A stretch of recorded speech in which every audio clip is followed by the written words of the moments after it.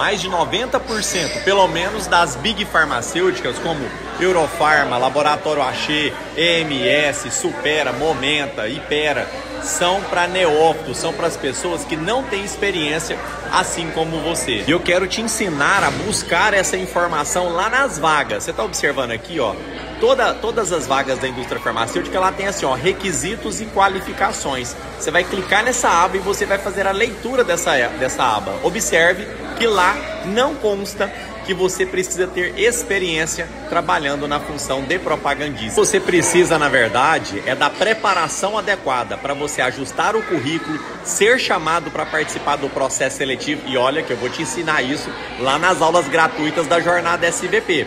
E claro que você precisa saber também todas as fases do processo seletivo e como se preparar para elas. Então, não perde mais tempo, já manda aqui #virada para você garantir a sua inscrição gratuita na jornada SVP.